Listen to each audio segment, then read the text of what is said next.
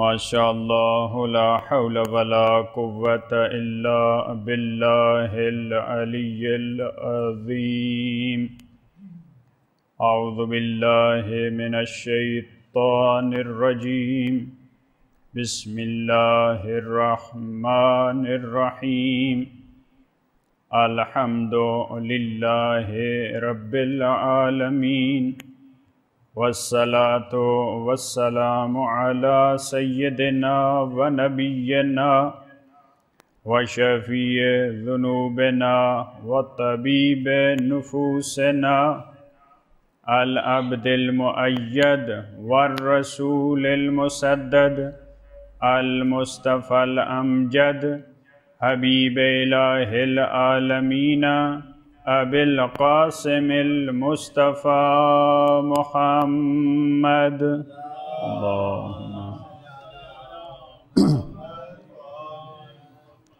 وعلى آلہ الطیبین الطاہرین المعصومین الذین اذهب اللہ عنہم الرجس وطہرہم تطہیرا۔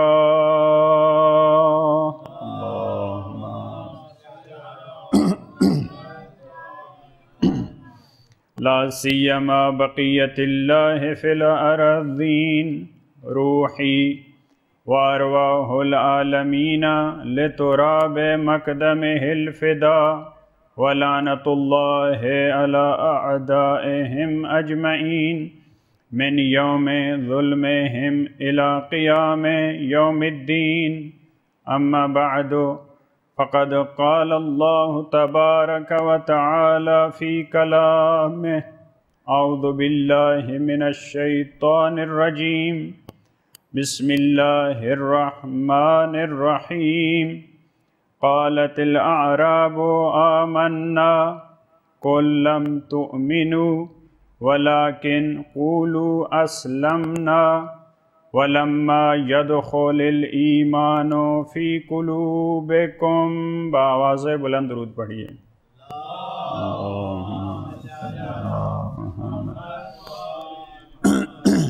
ایمان کے مختلف زینے ہیں، ایمان کے مختلف درجات ہیں، مومنوں کی بھی بہت ساری قسمیں ہیں۔ بہت سارے مومن ممکن ہے ایک سطح پہ ہوں، پہلے زینے پہ ہوں، لیکن بہت سارے مومنین دوسرے زینے پہ ہوں، ان کا ایمان ان سے محکم ہے۔ کچھ ایسے ہیں جو تیسرے طبقے میں ہوں، تیسرے سٹیپ میں ہوں، تیسرے مرحلے میں ہوں۔ آپ کے سامنے مثال ہے، نور کی مثال ہے۔ شمع، اس کی بھی لائٹ ہوتی ہے، اس کا بھی اپنا نور ہے، سورج کا بھی اپنا نور ہے۔ یہ لائٹس مختلف لگی ہیں، اس حال میں ہر ایک کا اپنا نور ہے۔ آپ کسی کو یہ نہیں کہہ سکتے کہ یہ نور نہیں ہے، نور سب کا ہے، لیکن مراتب میں فرق ہے۔ شمع وہ بھی اپنی استعداد کے مطابق، صلاحیت کے مطابق وہ بھی روشنی دے رہی ہے، اور سورج بھی روشنی دے رہا ہے۔ آپ نہیں کہہ سکتے کہ شمع تمہاری کیا یہ روشنی ہے، سورج کو دیکھو۔ بھائی اس بیچاری کی استعداد اتنی ہے، اس کی صلاحیت اتنی ہے۔ آپ بعض دفعہ ہمارے ہاں کہا جاتا ہے جی یہ تو سورج کو چراغ دکھانے کے برابر ہے، یعنی چراغ اس کی روشنی بڑی کم ہے، لیکن سورج اس کی روشنی بہت زیادہ ہے۔ جیسے یہ روشنی اور لائٹ کے حساب سے اس کی نورانیت کا دائرہ کار ہوتا ہے۔ شمع ہے تو ممکن ہے ایک کمرے کو بھی روشن نہ کر پائے، لیکن آپ اگر 100 واٹ کی لائٹ لگاتے ہیں تو ممکن ہے ایک کمرے کو روشن کرے، اس میں نور آ جائے۔ پھر اسی طرح 500، 1000، 2000 اوپر، اور سورج ایسی لائٹ ہے اس کی کہ وہ پوری کائنات کو روشن کرتا ہے۔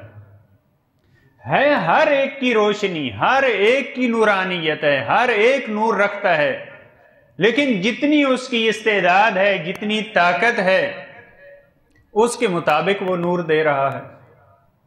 آپ کسی کو یہ نہیں کہہ سکتے، کسی لائٹ کو، کہ آپ کی روشنی کم ہے، نہیں، اس کی جتنی طاقت تھی۔ اسی طرح مومنین کے بھی مراتب ہیں، درجات ہیں، ایمان کے اپنے مراتب ہیں۔ ایک پہلے مرحلے پہ فائز ہے، پہلے درجے پہ ہے، ایک دوسرے درجے پہ ہے، ایک تیسرے پہ ہے، ایک چوتھے پہ ہے۔ بعض روایات میں ہے کہ 10 درجے ہیں ایمان کے، اس سے زیادہ کی بھی روایات، مختلف روایات موجود ہیں۔ تو اس ایمان کے مراتب ہیں۔ دیکھیں انسان بھی برابر نہیں ہے، انبیاء علیہ السلام برابر نہیں ہیں۔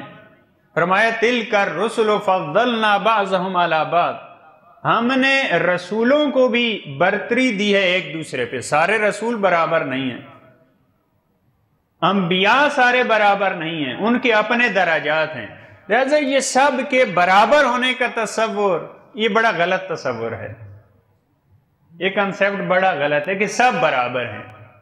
انبیاء برابر نہیں ہیں، رسول برابر نہیں ہیں، مومنین برابر نہیں ہیں، عالم برابر نہیں ہے۔ علم بھی ایسی چیز ہے، جیسے ایمان ہے اس کے اپنے مراتب ہیں، علم بھی ایسے ہیں۔ ممکن ہے میں کہوں میں بھی عالم ہوں، ایک مجتہد کہے میں بھی عالم ہوں، اس سے بڑی سطح کا ایک ابتدائی طالب علم، وہ بھی جتنا جس کے پاس علم ہے اس کے حساب سے وہ عالم ہے، کیونکہ اس کے اپنے مراتب ہیں، اس کے اپنے درجے ہیں۔ اسی طرح ایمان کے درجے ہیں، ایمان کے مراتب ہیں، جس طرح نور کے مراتب ہیں۔ لہذا بڑے مرتبے والا چھوٹے مرتبے والے کو ڈانٹ نہیں سکتا، یہ نہیں کہہ سکتا کہ تم میں صلاحیت نہیں ہے، تم میں نورانیت نہیں ہے۔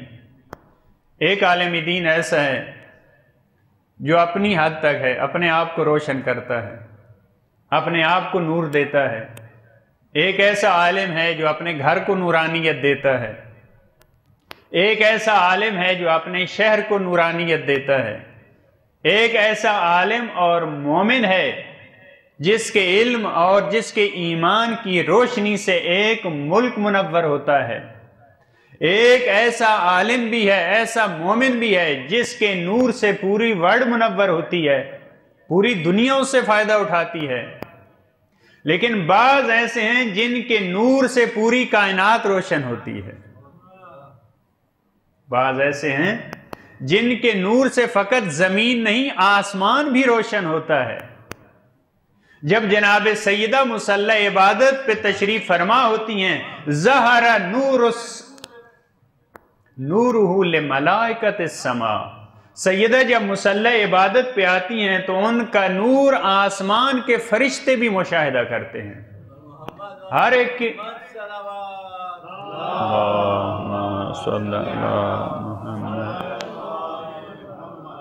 ہر ایک کے نور کی، ہر ایک کے ایمان کی اپنی رینج ہے۔ جتنا ایمان قوی ہوگا، جتنا خدا سے رابطہ مستحکم ہوگا، اتنا اس کا ایمان، اتنے اس کی ایمان کی روشنی وہ زیادہ ہوگی۔ لہذا یہ سارے مومن ہیں۔ دیکھیں سب سے بلند مرتبے پہ فائز وہ انبیاء اور معصومین علیہ السلام کی ہستی ہیں، ان کے ایمان جیسا کسی کا ایمان نہیں ہے۔ اور یہ ایمان کے مراتب، درجات ہمیں کہاں سے سمجھ آتے ہیں؟ خود قرآن کریم کی آیات اس بات پہ گواہ ہیں۔ ایک مقام پہ فرمایا یا ایھا الذین آمنوا آمنو، اے ایمان والو ایمان لے کے آؤ۔ بھئی جو مومن نہیں ہوتے ان کو کہا جاتا ہے کہ آپ ایمان لائیں۔ اب جو امام بارگاہ کے اندر تشریف فرمائیں حال کے اندر، میں اگر ان کو کہوں کہ آپ حال کے اندر تشریف لائیں تو آپ بھی حیران ہو کے دیکھیں گے زیدی صاحب یہ کیا ہے۔ لیکن جو باہر سن رہے ہیں ان کو میں کہہ سکتا ہوں کہ آپ اندر تشریف لائیں، یہ تو ٹھیک ہے۔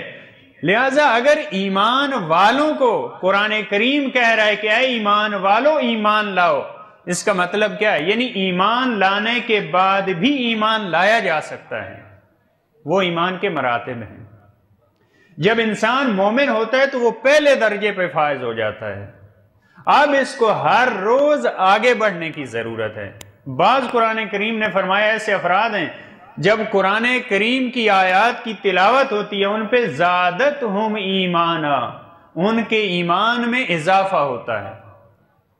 بس پتہ چلتا ہے کہ ایمان ایسی چیز ہے جس میں اضافہ، لیزدادوا ایمانا مع ایمانہم، یہ 3 قسم کی آیات ہیں۔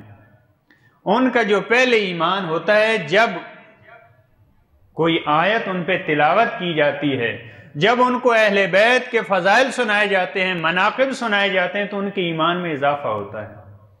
ہمارے عام الفاظ میں بھی جب کسی کو کوئی اچھا واقعہ سنائیں، کوئی اچھی حدیث سنائیں، تو بعض افراد کہتے ہیں واقعاً آپ نے ایمان تازہ کر دیا۔ ہوتا ہے، عام لینگویج میں بھی استعمال ہوتا ہے کہ آپ نے واقعاً یہ واقعہ سنایا ہے، یہ حدیث سنائی ہے، ایمان تازہ ہو گیا۔ یعنی کیا مطلب؟ یعنی میرے ایمان میں اضافہ ہوا ہے۔ بس ایمان ایسی چیز ہے جس میں ہر روز ہر عمل کے ذریعے اضافہ بھی ہو سکتا ہے، لیکن اضافے کے ساتھ کمی بھی ہو سکتی ہے۔ ہمیں اس سے ڈرنا چاہیے۔ کمی خطرناک ہے، اضافہ بڑی اچھی چیز ہے۔ بعض ایسے افراد ہیں جن کو کہا قرآن کی آیات کی تلاوت ہوتی ہے تو ان کی گمراہی میں اضافہ ہوتا ہے۔ فَلَا يَزِيدُ الظَّالِمِينَ إِلَّا خَسَارًا۔ دیکھیں یہاں بھی اضافہ ہے، یزیدو یعنی اضافہ ہو رہا ہے۔ بعض ایسے ہیں جن کے ایمان میں اضافہ ہوتا ہے اللہ کی آیات سے، بعض ایسے ہیں اللہ کی آیات اور نشانیاں ان تک پہنچتی ہیں تو ان کے ایمان میں کمی ہوتی ہے۔ دیکھیں پہلے 5ویں درجے پہ فائز تھے، اب 4تھے پہ آ گئے ہیں۔ اور اسٹوڈنٹس میں بھی ایسے ہوتا ہے، مثلا ایک کلاس میں بچہ فرسٹ پوزیشن لیتا ہے، اگلے سال بعض دفعہ ہوتا ہے محنت نہیں کر پاتا، کوئی مسئلہ بنتا ہے، اسی سیکنڈ پوزیشن آتی ہے، تیسرے سال 3rd پہ آ جاتا ہے۔ ایسے ہوتا ہے، اور اس کے برعکس بھی ہوتا ہے، پہلے سال اس کی 3rd ہوتی ہے، پھر 2nd اور 1st پہ چلا جاتا ہے۔ جیسے علمی میدان میں درجات بڑھتے ہیں محنت کرنے سے، سعی اور تلاش کرنے سے، اسی طرح ایمان کی وادی میں اگر انسان تلاش کرے تو ایمان بڑھتا جاتا ہے، اگر تلاش نہ کرے، ہمت نہ کرے تو نیچے آتا جاتا ہے۔ یہاں تک کہ ہمیں یہ بھی نہیں کہا گیا کہ آپ جس زینے پہ کھڑے ہیں وہاں پہ کھڑے رہیں، ہمیں یہ بھی نہیں کہا گیا۔ معصوم نے فرمایا من تساوی یومان فہو مغبون، جس کے 2 دن آپس میں برابر ہیں وہ بھی خسارے میں ہے۔ یہ بہت خطرناک ہے۔ یہ نہیں کہا کہ جس کا اگلا دن نیچے آ جائے وہ خسارے میں ہے، فرمایا جس کے برابر ہیں، یعنی مطلب کہ ہر روز ہمیں ایک قدم آگے جانا ہے، ہر روز ایک قدم آگے جانا ہے۔ روز ایسی عبادت ہے جس میں یہ ہمت ہے، جس میں یہ پاور ہے، ہر روز ہمیں ایک قدم آگے لے کے جا سکتا ہے۔ پہلے دن ہم ایک سیڑھی پہ ہوں، دوسرے روزے میں اگلی سیڑھی پہ، تیسرے میں، چوتھے میں، اسی طرح 30 دن کا روزہ رکھنے سے ہم اگر 30 زینے طے کر لیں تو پھر ہمارا ماہ رمضان بہت مفید ماہ رمضان۔ روزے میں یہ طاقت ہے، قرآن کریم کی آیات میں یہ طاقت ہے، معصومین علیہ السلام کے فرامین میں یہ طاقت ہے، ان کی سیرت میں یہ طاقت ہے کہ ہمیں وہ آگے لے کے جا سکتے ہیں۔ صادق آل محمد ان کی ذات پہ بلند ترین صلوات پڑھیں۔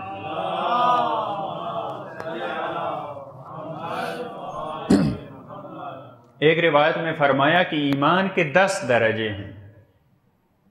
بعض فرمایا مومنین ایسے ہوتے ہیں جو پہلے درجے پہ ہیں، بعض دوسرے پہ، بعض تیسرے، بعض چوتھے۔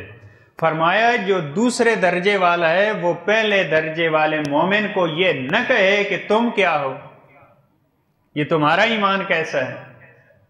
تیسرے چوتھے درجے پہ جو فائز ہے اس کا ایمان اتنا قوی ہو گیا، وہ اگلے درجے پہ چلا گیا، وہ نہ کہے پہلے دوسرے والے کو کہ یہ تمہارا ایمان کیا ہے، یہ بھی کسی کام کا ہے، تم کیسے مومن ہو۔ ہماری معمولاً یہی حالت ہوتی ہے، ہم جب آگے بڑھ جاتے ہیں، ہم میں سے جو بڑے مومن ہوتے ہیں وہ چھوٹے مومنین کو کہتے ہیں آپ کون سے مومن ہیں بھائی، یہ کون سا ایمان ہے آپ کا، آپ تو فضول ہیں۔ دیکھیں بہت سارے افراد مریض ہوتے ہیں، مثال کے طور پہ وہ کربلا کی زیارت پہ نہیں جاتے، کہتے ہیں کہ ہم مریض ہیں، یہ ایمان کا ایک درجہ ہے نا، کہتے ہیں کہ ہم مریض ہیں، بہت محبت ہے، بہت تڑپ ہے، لیکن ہم میں جانے کی ہمت نہیں، مریض ہیں ہم۔ لیکن ایک ایمان کا یہ درجہ ہے، وہ کہتے ہیں آپ کیسے مومن ہیں، مرض کی وجہ سے کربلا نہیں جاتے، کربلا جانے سے مرض دور ہو جاتی ہے، ایک یہ بھی مرحلہ ہے۔ یہ بھی مومن ہے، کہتا ہے کہ میرا عقیدہ یہ ہے کہ کربلا میں جائیں تو وہاں بیماریاں ختم ہوتی ہیں، لیکن جس کا یہ اس میں معلوم ہے کہ اس کی پاور زیادہ ہے، اس کا ایمان قوی ہے، یہ محکم ہے، یہ اگلے درجے پہ چلا گیا. یہ نہ کہے کہ تم تو لگتا ہے وہابی ہو، تم تو لگتا ہے منافق ہو، تم تو لگتا ہے مومن ہی نہیں ہو. یہ حق نہیں ہے ہمیں، کیونکہ اس میں پاور زیادہ ہے. یہ اگلے مرحلے پہ چلا گیا. یہ یہود و نصارہ کی قرآن کریم نے عادت بیان کی ہے. وہ ایک دوسرے کو کہتے تھے، وہ کہتے تھے لیست الیہود علی شیء، وہ کہتے تھے لیست النصارى علی شیء. وہ کہتے تھے آپ بیکار ہیں، یہودی کہتے تھے نصرانی تم بیکار ہو، تم کسی کام کے نہیں.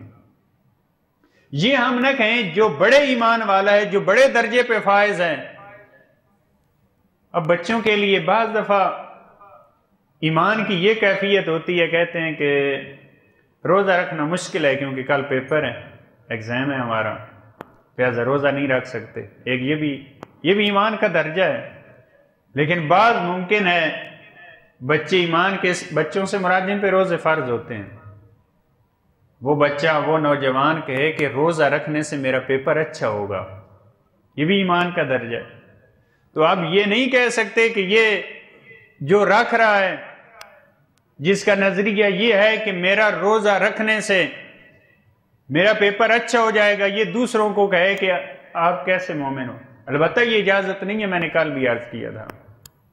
فقط یہ بہانہ کافی نہیں ہے. ایک دوست نے مجھ سے پوچھا تھا کہ میرے ایگزام چل رہے ہیں لہذا واجب روزے کو میں چھوڑ دوں.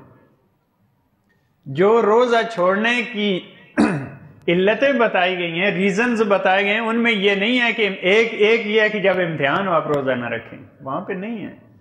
ہاں اگر اس میں طاقت نہیں ہے، ہمت نہیں ہے، تحمل نہیں ہے، صحت کا خطرہ ہے، جو قرآن کریم نے کہا لا یکلف اللہ نفسا الا وسعها، پروردگار عالم اس کی ہمت اور طاقت سے زیادہ تکلیف نہیں دیتا. یہ ایک قاعدہ ہے، یہ قانون ہے، اس کے تحت ہم چل سکتے ہیں. لیکن تھوڑے سے کام دیکھیں، بعض کا یہ نظریہ ہے، یہ بھی مومن ہے کہ میں مجلس میں جاؤں گا، میں عزاداری میں جاؤں گا، مجھے برکتیں ملیں گی، میرے مریضوں کو شفا ملے گی، مومنین کی بیماریاں دور ہوں گی، ان کے درجات بلند ہوں گے. لہذا اس نظریے کے تحت وہ ہر روز شرکت کرتا ہے. فرض کریں یہاں 30 دن مجالس کا سلسلہ ہے تو وہ ہر روز آتا ہے. یہ اس کا اپنا ایمان ہے، ایک درجہ ہے. یہ ایک ہفتے میں ایک حاضری لگ جائے تو وہ کافی ہے. یہ بھی ایک درجہ ہوتا ہے کہ میں ہفتے میں بس شب جمعہ کو چلا جاؤں تو بس کافی ہے. اس کا ایک اپنے ایمان کا درجہ ہے، اس کا اپنا لیول ہے.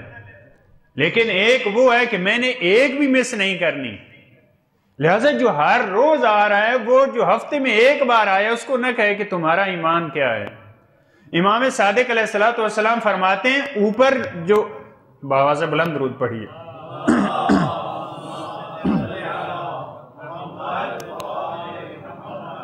فرمایا جو بلند مراتب پہ فائز ہے وہ کوشش کرے جو پہلے اور دوسرے زینے پہ ہیں ان کو لے کے اوپر اپنی طرف کھینچے، اوپر لے کے جائے. اگر اس نے، امام فرماتے ہیں، کوئی ایسا کام کیا جس سے اس کی دل شکنی ہوئی، اس کا حوصلہ ٹوٹ گیا اور وہ دین سے ہٹ گیا، معصوم فرماتے ہیں ساری ذمہ داری اس بڑے مومن پہ ہے.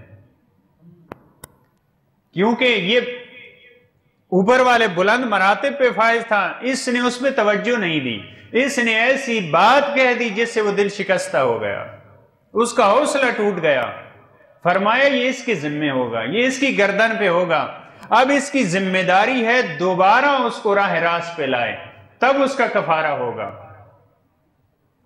اور آپ کے سامنے ہے وہ واقعہ، مسلمان نے جو اپنے ہمسائے کو بھی مسلمان کیا تو فجر کی نماز کے ٹائم اس کے دروازے پہ آ گیا. پروردگار عالم کا حکم ہے نماز پڑھنی ہے، غسل کریں، وضو کریں. لے کے گیا مسجد میں، نماز پڑھتے رہے. پھر نوافل کا ٹائم، آپ کو پتہ ہے طلوع آفتاب کے وقت کے نوافل وہ پڑھوانے شروع کر دیے. پھر کہا کہ اب میں گھر جانا چاہتا ہوں. کہا کہ دن چھوٹے ہیں، ظہر کی نماز پڑھ کے جائیں. پھر عصر کی نماز، پھر کبھی مغرب کی، پھر عشاء کی، ساری نمازیں پڑھ کے آرام سے جائیں۔ دوسرے دن پھر جب اس کے دروازے پہ گیا، یہ کافی میں امام صادق علیہ السلام نے یہ واقعہ خود امام کی زبانی ہے، یہ داستان امام علیہ السلام نے بیان کی ہے اپنے صحابہ کو، کہ جب دوسرے دن گیا تو اس نے کہا کہ کسی فارغ بندے کی تلاش میں جاؤ، میں تو غریب آدمی ہوں، میں تو مسکین آدمی ہوں، میرے اہل و عیال ہیں، میرے بچے ہیں، مجھے اور کام بھی کرنے ہیں، یہ دین یہ کسی فارغ کام انسان کے لیے ہے، یہ اس کا کام ہے۔ اب اس داستان اور قصے کے ذیل میں عجیب ایک جملہ ہے، امام علیہ السلام فرماتے ہیں اس انسان نے ایک دروازے سے اس کو اسلام میں داخل کیا، دوسرے دروازے سے خارج کر دیا۔ ایک دروازے سے داخل کیا، یہ اس کا اچھا کام تھا، لیکن یہ کیا چاہ رہا تھا کہ میں اس کو جس مرتبے پہ میں فائز ہوں وہاں پہ لے کے جاؤں پہلے دن۔ ہماری بعض دفعہ یہ مشکلات پاکستان میں بعض جگہوں پہ یہ مشاہدہ ہوا۔ اب دیکھیں معصومین علیہ السلام نے اپنے صحابہ کے درمیان، میں نے پہلے بھی عرض کیا، فرق رکھا تھا، ان کی صلاحیت کے مطابق، ان کے ایمان کے مطابق ان کو بات بتاتے ہیں۔ پاکستان میں اہل سنت کا علاقہ ہوتا ہے، بعض مکس مجمع ہوتا ہے، اہل سنت برادر ہوتے ہیں، شیعہ عزادار ہوتے ہیں، وہاں پہ جب خطیب جاتا ہے تو پہلے دن جو موضوع ہوتا ہے وہ اہل بیت علیہ السلام کی ولایت تکوینی۔ بھائی وہ اہل سنت ہیں، ان کو ابھی تک من کن تو مولا کی سمجھ نہیں آ رہی کہ یہ مولا ولی کے معنی میں ہے، دوست کے معنی میں ہے، کس معنی میں ہے۔ ہم کہاں سے جا کے شروع کرتے ہیں؟ ولایت تکوینی ہے اہل بیت۔ میں نے کہا جو پڑھنے والا ہے اس کو پتہ ہے ولایت تکوینی کا معنی کیا ہے؟ بڑے بڑے افراد کے لیے اس کو ہضم کرنا مشکل ہے۔ معصوم فرماتے ہیں ان امرنا صعب مستصعب، ہماری ولایت کو تحمل کرنا، اس کو برداشت کرنا یہ بہت سخت کام ہے۔ اس کو وہی اٹھا سکتا ہے جس کے دل کا پروردگار عالم نے امتحان لیا ہو۔ ہم عام مجمع میں جاتے ہیں، معصوم علیہ السلام کی یہ روش نہیں۔ خود ختمی مرتبت نے بھی اپنے صحابہ کو جو تعلیم دیتے ہیں وہ مرتبے اور ایمان کے مطابق ہیں۔ ہمارے یہاں بہت معروف حدیث چلتی ہے، لو علم ابا ذر ما فی قلب سلمان لقتلہ، کہ اگر ابو ذر کو پتہ چل جائے جو سلمان کے دل میں ہے تو اس کو قتل کر دے۔ یعنی رسول اللہ کے بلا فاصلہ صحابی، ان کی محفل میں بیٹھنے والے، ان کے ایمان میں اتنا فرق ہے، یعنی ایک دوسرے سے اگر باخبر ہو جائیں تو وہ برداشت، اگر ہم قتل نہ بھی کہیں، یعنی برداشت نہیں کر سکتے ایک دوسرے کو۔ آج ہماری یہی حالت ہے، یہ نہیں، ہم ایک دوسرے کی جب اندر کی حالت سے، عقائد سے باخبر ہوتے ہیں، ہم ایک دوسرے کو برداشت نہیں کر سکتے۔ تو یہ معصوم کے صحابہ کی بھی یہ کیفیت ہے، لیکن ان کو بتایا ہے کہ آپ نے برداشت کرنا ہے۔ ختمی مرتبات نے مسجد میں جب نماز پڑھی، فجر کی نماز کے بعد اصحاب صفہ، غریب مسکین صحابہ جن کا کوئی والی وارث نہیں ہوتا تھا، ان کے پاس گئے۔ ایک صحابی ہے حارث ابن مالک، اس سے رسول اللہ نے پوچھا کیف اصبحت، جیسے ہم پوچھتے ہیں کیسے ہیں، طبیعت کیسی ہے؟ اس نے عرض کیا اصبحت موقنا، میں نے یقین کی حالت میں صبح کی ہے۔ یعنی اب دیکھیں یہ اصحاب صفہ میں سارے رہ رہے ہیں، ابو ہریرہ بھی اصحاب صفہ میں سے، اصحاب صفہ میں رہ رہے ہیں، لیکن ایمان کے کس مرحلے پہ فائز ہوا؟ اصبحت موقنا، میں نے یقین کی حالت میں صبح کی۔ رسول اللہ نے فرمایا ما علامت یقینک، تیرے یقین کی علامت کیا ہے؟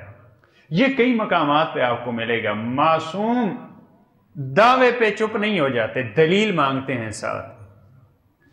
آپ معصومین علیہ السلام کے واقعات میں دیکھتے ہیں کہ جب لوگ آ کے کہتے تھے ہم آپ کی شیعہ ہیں، امام رضا علیہ السلام بلند آواز میں درود پڑھیے،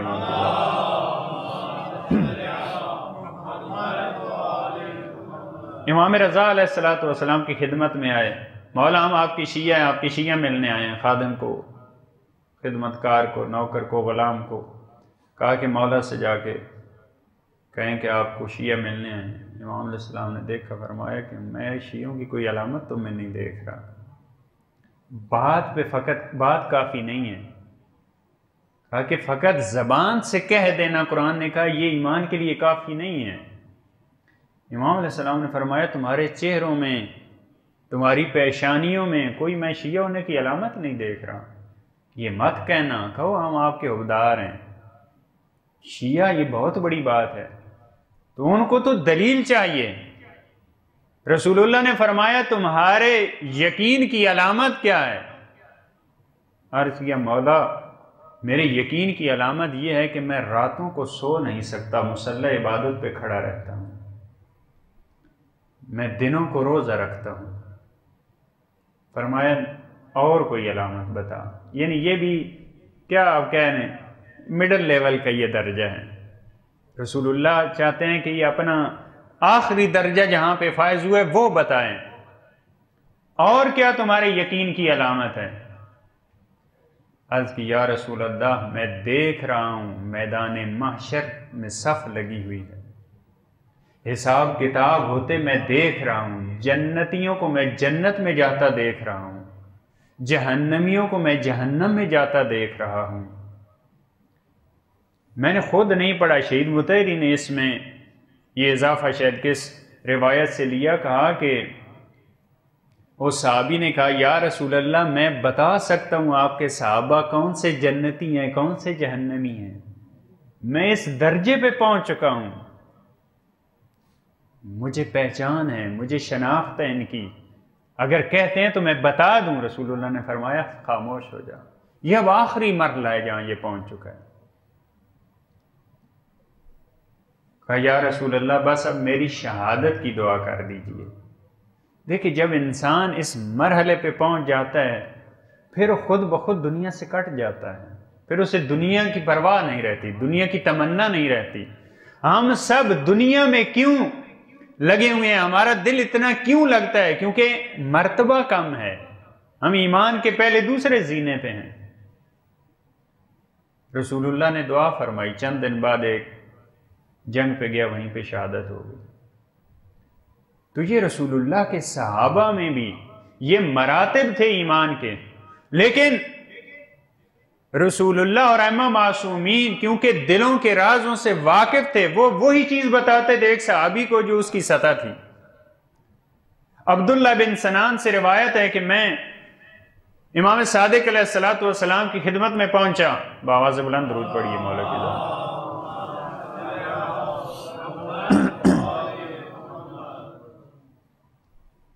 میں نے امام علیہ السلام سے ایک آیت کی تفسیر کے بارے میں پوچھا، ثم ليقضوا تفثهم وليوفوا نذورهم، حج کے متعلق آیت ہے کہ مولا اس کی تفسیر کیا ہے؟ مولا نے فرمایا اس کا مطلب ہے ظاہری طور پہ اپنی صفائی کریں، اپنے بدن کی صفائی کریں، صفائی ستھرائی کریں، اور اپنی نظریں پوری کریں، اپنی منتیں جو آپ نے مان رکھی ہیں وہ پوری کریں۔ لیکن ثم ليقضوا تفثهم یعنی آپ اپنی صفائی کریں ظاہری حوالے سے۔ جب یہ تفسیر سنی عبداللہ ابن سنان نے تو عرض کیا مولا آپ کا ایک صحابی زریح محاربی، اس نے اس آیت کی عجیب تفسیر مجھے بتائی ہے اور کہا ہے کہ امام صادق علیہ السلام نے مجھے یہ تفسیر بتائی ہے، میں بھی اسی آیت کی تفسیر آپ سے پوچھ رہا ہوں۔ آپ فرما رہے ہیں کہ ظاہری صفائی، اپنا خیال رکھنا، اپنے کپڑے صاف رکھیں، اپنے ناخن کاٹ کے رکھیں۔ امام علیہ السلام نے فرمایا جو زریح میں تحمل کی طاقت ہے وہ کسی اور میں کہاں ہے؟ میں نے جو اس کو تفسیر بتائی ہے وہ اس کی سطح کے مطابق بتائی ہے، یعنی تمہارا اتنا ایمان نہیں ہے، تم میں اتنی پاور نہیں ہے، تم میں برداشت نہیں ہے۔ قرآن کی مختلف جو تفاسیر ہمارے سامنے آتی ہیں، ایک ظاہری تفسیر ہے، ایک قرآن کی باطنی تفسیر ہے۔ فرمایا وہ زریح نے جو بتایا آپ کو وہ بھی صحیح تفسیر ہے، لیکن جو ذرہ تحمل کر سکتا ہے، برداشت کر سکتا ہے، وہ تم نہیں کر سکتے۔ لہذا معصوم کے دور میں بھی یہ ایمان کے مراتب تھے صحابہ کے درمیان، لیکن وہ اپنی بصیرت کے ذریعے، ایمان کی نورانیت کے ذریعے، صحابہ کی استعداد اور صلاحیت کے مطابق، یہ ہمارے لیے بھی ایسا ہے، ضروری ہے یہ کام، افراد کی استعداد کے مطابق۔ اب ایک بات عرض کروں، آپ غصہ تو نہیں ہو جائیں گے منصور میں؟ ہمارے جو معاشرے میں لڑائی جھگڑے، اختلافات، کدورتیں، نفرتیں، وہ کس وجہ سے ہیں؟ اس کی ایک وجہ یہ ہے، ہمیں نہیں پتہ ہوتا کہ یہ بات کس سطح کی ہے، کس فرد سے کرنی ہے۔ وہ بات جو علماء نے آپس میں جس پہ گفتگو کرنی ہوتی ہے، وہ ہم عوام میں رکھتے ہیں۔ جو علماء آپس میں گفتگو کریں، اس کو حل کریں، وہ یہ ہماری بات کہاں پہ بیان ہوتی ہے؟ وہ ہمارے منبر پہ اور عوام میں بیان ہوتی ہے۔ آپ نے دیکھا معصوم علیہ السلام کی یہ روش نہیں ہے، یہ طریقہ کار نہیں ہے۔ ہر ایک فرد کی استعداد کے مطابق، اگر ہمارے اب یہ، کیونکہ دیکھیں ایک جو عصر معصوم اور ابھی جو فرق ہے، اس وقت کچھ خصوصی درس ہوتے تھے اور کچھ عمومی ہوتے تھے۔ ایک فرض کریں ایسے امام علیہ السلام درس دیتے ہیں، ایسا درس ہے جو مسجد میں ہوتا ہے، سارے اس میں آ کے بیٹھتے ہیں، لیکن بعض جو امام کے خصوصی شاگرد ہوتے تھے، وہ تعلیم جو خصوصی تعلیم ہے وہ فقط ان کو دی جاتی تھی۔ جو راز کی باتیں ہیں وہ ان کو بتائی جاتی ہیں، کیونکہ انہوں نے اپنے آپ کو اس لیول پہ پہنچا دیا ہے کہ وہ اب تحمل کر سکتے ہیں۔ امام علیہ السلام کا خدمتکار ہے امام صادق علیہ السلام کا، بلند آواز میں امام کی ذات پہ صلوات پڑھیں۔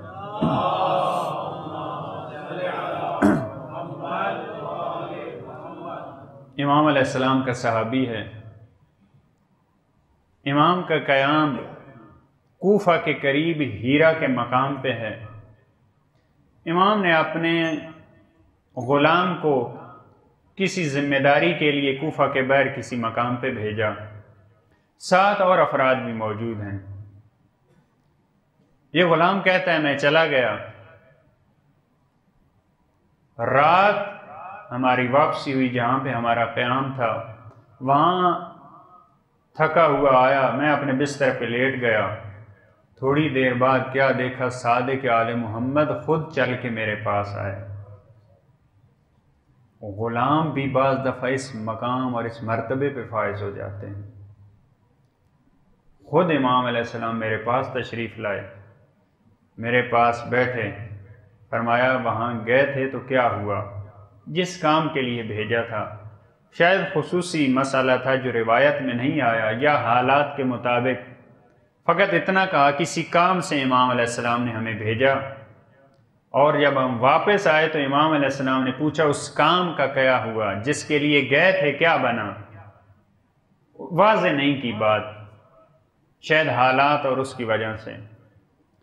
میں نے ساری رپورٹ دی، امام علیہ السلام کو ساری صورتحال سے آگاہ کیا، یہ اس طرح تھا۔ امام علیہ السلام نے شکر خدا ادا کیا۔ میں نے عرض کیا مولا وہاں پہ میں ایک ایسے گروہ سے ملا ہوں جن کا ایمان ہمارے ایمان جیسا نہیں تھا، وہاں میں ایسے گروہ سے ملا ہوں جن کا ایمان ہمارے ایمان جیسے نہیں تھا، میں ان سے بیزار ہوں۔ امام علیہ السلام نے فرمایا ان کا ایمان تمہارے ایمان جیسا نہیں تھا اور تم بیزار ہو؟ اچھا یہ بتاؤ ان کے دل میں ہماری محبت تھی یا نہیں؟ اس سے پتہ چلتا ہے جن کے پاس گئے تھے یہ امام کے غلام یا امام علیہ السلام کی یہ ٹیم، وہ بھی مومنین تھے جن کے پاس گئے ہیں۔ عرض کیا مولا آپ کی محبت تو تھی، امام علیہ السلام نے فرمایا ہماری محبت تھی، لیکن ان کا ایمان، ان کے ایمان کا لیول، ان کے ایمان کا مرتبہ تمہارے ایمان جیسا نہیں تھا، تو تم ان سے بیزار ہو، پھر اس کا مطلب ہے کہ ہمیں بھی تم سے بیزار ہونا چاہیے، کیونکہ جو ہمارے ایمان کا مرتبہ ہے، جو لیول ہے، وہ تمہارے ایمان کا نہیں ہے۔ عرض کیا نا فرزند رسول ایسا تو ممکن نہیں ہے، یہ کیسے ہو سکتا ہے؟ پھر امام علیہ السلام نے فرمایا پروردگار عالم کے علم میں ایسی چیزیں ہیں جو کائنات کے کسی فرد کے پاس نہیں، اس کا مطلب یہ ہے پروردگار عالم ہم سے دوری اختیار کر لے۔ امام علیہ السلام نے فرمایا یاد رکھو ایمان کے مراتب ہیں، تمہیں بالکل یہ حق حاصل نہیں ہے کہ تم پہلے مرتبے پہ جو فائز ہیں، جو دوسرے مرتبے والے ہیں، تم ان کو اپنے آپ سے دور کرو، یہ تمہیں حق حاصل نہیں ہے۔ یہ ہر دور میں رہا ہے، ایمان کے مراتب ہیں، لیکن ہمیں یہ کوشش کرنی چاہیے ہر روز ہم آگے بڑھیں۔ جو انسان پیچھے جائے یہ بڑی خطرناک صورتحال ہے۔ جس کے 2 دن مساوی ہوں وہ نقصان میں جاتا ہے۔ اور امام کاظم علیہ السلام کی کتنی خوبصورت حدیث، بآواز بلند درود پڑھیے۔